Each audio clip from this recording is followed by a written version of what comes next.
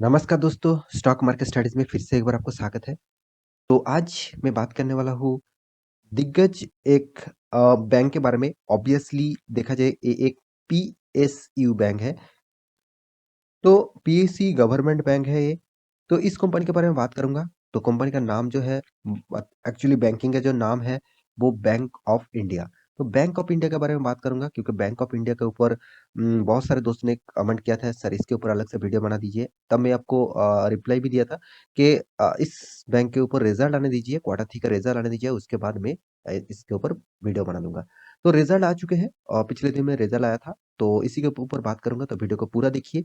और अभी तक आपने इस चैनल को सब्सक्राइब नहीं किया तो जरूर सब्सक्राइब कर लीजिए क्योंकि आपको daily basis stock market information and update चाहिए तो इस चैनल में बने रहिए। तो चलो फटाफट देख लेते हैं आज के स्टॉक के बारे में।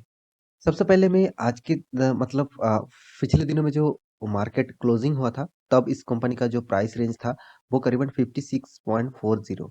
तो करीबन 3.5% तक गिरावट देखने को मिला। तो इस गिरावट के पीछे रीजन तो जरूर है।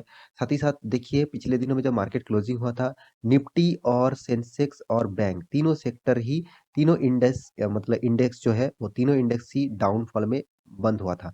मतलब गिरावट हुआ था अच्छा खासा। करीबन बैंक तो बहुत ज्यादा गिरावट हुआ था।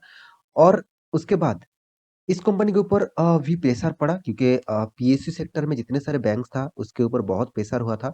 तो इस बैंक के ऊपर भी प्रेशर हुआ। तो इसीलिए देखिए यहाँ पे गिरावट अच्छा खासा देखा क्योंकि मार्केट जो ओपन हुआ था तब अच्छा खासा एक पॉजिटिव में था और धीरे धीरे करके डाउनफॉल में गया।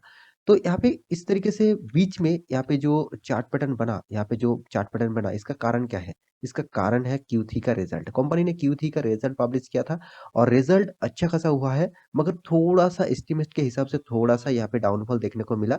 तो इस कंपनी के बारे में चलो पूरा डिटेल्स में यहाँ पे आपको बताने वाला हूँ और आप जितने सारे दोस्त इस कंपनी के ऊपर निवेश करके रखे हैं, उसके लिए बहुत इंपॉर्टेंट होने वाला है ये वीडियो, तो वीडियो को पूरा लास्ट तक देखना।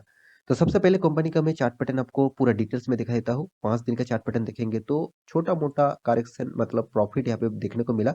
1 मंथ की चार्ट पैटर्न ओपन कर दूँ तो 4% तक तेजी और 1 साल की चार्ट पैटर्न ओपन कर दूँ तो कुछ नज़रिया चेंज हो जाएगा, 5% तक गिरावट। और 5 साल में तो देखिए 57% तक गिरावट मतलब आपका फंड का 50% से भी ज़्यादा लॉसेस चल रहा है 5 साल में। और मैक्सिमम चार्ट पैटर्न ओपन कर दूँ, देखिए मैक्सिमम में ऑब्वियसली प्रॉफिट है, मगर यहाँ पे जो प्रॉफिट है, मुझे वो प्रॉफिट नहीं लग रहा है क्योंकि कंपनी देखिए किस तरीके से शानदार परफॉर्मेंस था, उसके बाद गिरावट।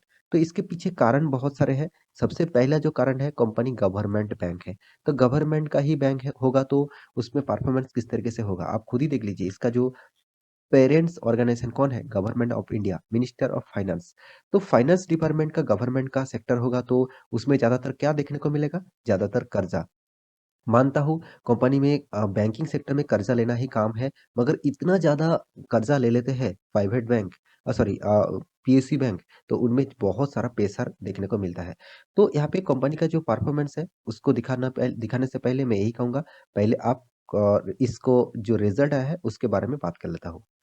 तो यहाँ पे रिजल्ट के ऊपर आ चुका हूँ। यहाँ पे लाखों में रिजल्ट दिया गया है। कंपनी का जो रिजल्ट हुआ वो देख सकते हैं। कंपनी का टोटल इनकम के बारे में बात करूँ तो 1,83,000 और सॉरी माफी चाहता हूँ, यहाँ पे टोटल इनकम यहाँ पे है। तो टोटल इनकम 11,21,000। पिछले क्वार्टर में था 11,65,000 मतलब ज्यादा था। यहाँ से यहाँ का परफॉर्मेंस अच्छा था। पिछले सालों में तो और भी ज्यादा था, 12 यहाँ से यहाँ का परफॉर्मेंस और भी अच्छा था। तो इसी के कारण पिछले दिनों में करीबन 3% का गिरावट हुआ। पहले ही इनकम में अगर गड़बड़ी हुए तो बाद में तो और भी गड़बड़ी हो सकते हैं। तो चलो देख लेते हैं बाकी क्या डिटेल्स क्या हो चुके हैं। तो टोटल एक्सपेंडिचर के बारे में बात करूँ तो टोटल एक्सपेंडिचर मतलब कंपनी किस तरीके से खर्चा किया। तो टोटल 9,11,000 पिछले क्वार्टर में था, 8,98,000 पिछले सालों में था, 9,47,000।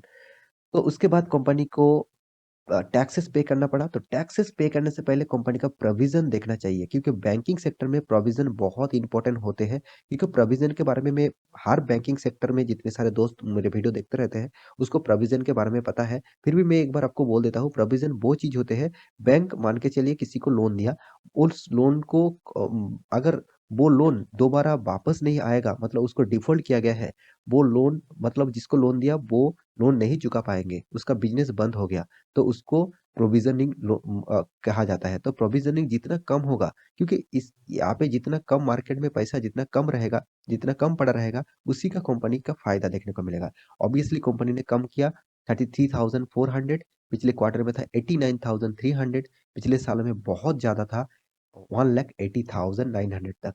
तो यहाँ पे कंपनी ने एक अच्छा खासा परफॉर्मेंस यहाँ पे दिखाया, अच्छा खासा एक ग्रोथ भी यहाँ पे दिखाया। तो मुझे लगता है इसी के वजह से कंपनी का प्रॉफिट भी अच्छा खासा हुआ। यहाँ पे नेट प्रॉफिट जो टैक्सेस है, यहाँ पे टैक्सेस भी पे किया, तो टैक्सेस पे करने के बाद कंपनी के हाथ में जो आया प्रॉफिट 1,02,000। पिछले क्वार्टर में क्या था 1,05,000, मतलब पिछले सालों में था 54,000। इसका मतलब पिछले सालों के कंपैरिजन में कंपनी ने 2 गुना प्रॉफिट ज़्यादा कर चुके हैं, डबल कर चुके हैं प्रॉफिट को, और पिछले क्वार्टर की तुलना से छोटा-मोटा करेक्शन यहाँ पे प्रॉफिट में देखने को मिला। तो इसके बाद कंपनी के और जो चीज़ आपको देखना चाहिए वो है कंपनी का एनपीएस। तो एनपीए क्या है? मतलब नॉन प्रोविजनिंग एसेट जो है, नॉन परफॉर्मिंग एसेट भी बोल सकते हैं। तो प्रोविजनिंग का जो परफॉर्मेंस है उसके आपको देखना चाहिए। तो देखिए 2.66% इस क्वार्टर में, जो पिछले क्वार्टर में था 2.79%, पिछले सालों में था 2.46%। इसका मतलब प्रोविजनिंग सॉरी एनपीए बहुत अच्छा खासा हुआ पिछले क्वार्टर की तुलना से, मगर पिछले सालों की तुलना से थोड़ा सा यहाँ पे इफेक्ट देखने को मिला।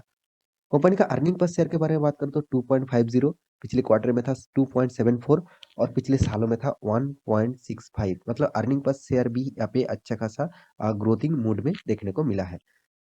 तो उसके बाद बारी आते हैं कंपनी का और एक चीज देखने का, जितने सारे बैंकिंग सेक्टर है उनमें रिटेल बैंकिंग से कंपनी ने किस तरीके से पैसा कमाया वो आपको देखना चाहिए।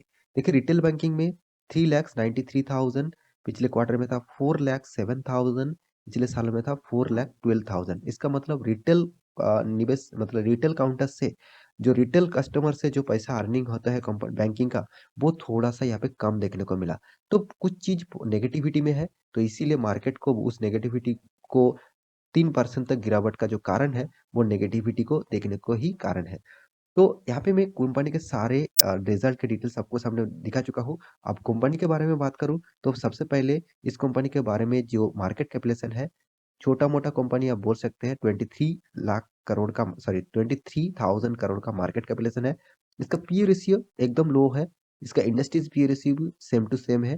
कंपनी का प्राइस रेंज देखिए, कंपनी का प्राइस रेंज 54 है, क्योंकि इसका बुक वैल्यू 114 है, मतलब बुक वैल्यू डबल है। तो बुक वैल्यू के नीचे ट्रेड कर रहे हैं, ये भी एक पॉजिटिविटी है, क्योंकि बुक वैल्यू के नीचे ट्रेड करने वाला कंपनी थोड़ा सा परफॉर्मेंस अच्छा कर सकते हैं। देखिए इसका कोई पॉसिबिलिटी नहीं है कि करेंगे ही। तो एक चीज आपको इस कंपनी के ऊपर सबसे जो बड़ा नेगेटिविटी, बिग नेगेटिविटी इस कंपनी के ऊपर दूंगा, वो है कंपनी का कर्जा। डेप्थ देख लीजिए, 6,60,000 करोड़ से भी ज्यादा। इसका डेप्थ ऑफ इक्विटी है 14.1%। इतना बड़ा कर्जा लेके बैठे हुए हैं।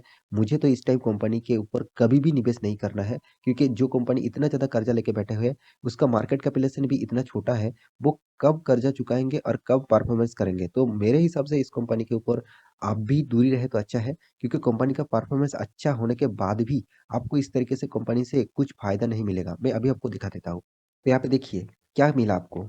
सीएजीआर परसेंटेज जो है आपको देखिए, 10 साल में 16% तक नेगेटिव रिटर्न, 5 साल में 15% तक नेगेटिव रिटर्न, 3 साल में 14% तक नेगेटिव रिटर्न, 1 साल में मात्र 2% का प्रॉफिट।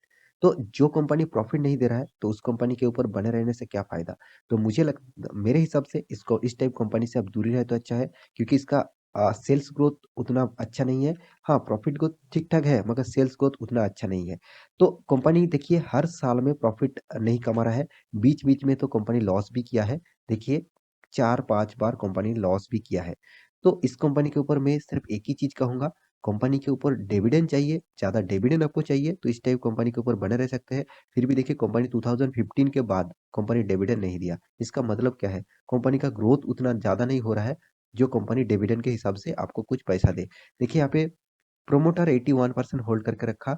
उसके बाद देखिए एफएस जो सबसे ज़्यादा होल्डिंग करते हैं, वो ही इस कंपनी में नहीं है। हाँ, डीआईएस छोटा-मोटा निवेश करके रखा है, मगर वो निकल जाएँगे जब उसको प्रॉफिट मिल जाएगा। बाकी पब्लिक यहाँ पे बने रहे हैं, क्योंकि पब्लिक को लगता है गवर्नमेंट बैंक है, बाद में परफॉर्मेंस करेगा। तो बाद में देखिए परफॉर्मेंस कर सकता है। तो फिलहाल के लिए इस कंपनी के ऊपर मेरे हिसाब से आप इस कंपनी से दूरी रहे तो अच्छा है। आपको पीएसयू सेक्टर से मतलब कोई भी बैंकिंग सेक्टर से स्टॉक उठाना ही है, तो आप एसबीआई के ऊपर जा सकते हैं। देखिए, फिर भी मेरा कोई रिकमेंडेशन नहीं है, आप उसके ऊपर स्टडी करेंगे तो खुद आपको पता चलेगा कि एसबीआई कितना पॉजिटिव है और इस तरीके से कंपनी से बेस्ट कंपनी है एसबीआई। तो इसके ऊपर भी आपको स्टडी करना चाहिए। तो आशा करता हूँ सारी जानकारी आपको मिल चुका है। तो मेरे वीडियो अच्छा लगे तो लाइक करना, दोस्तों के साथ शेयर करना और चैनल को सब्सक्राइब भी करना। मिलते हैं नेक्स्ट टॉपिक लेके, तब तक के लिए ऐसे रहिए, अपना ख्याल रखिए। Bye bye.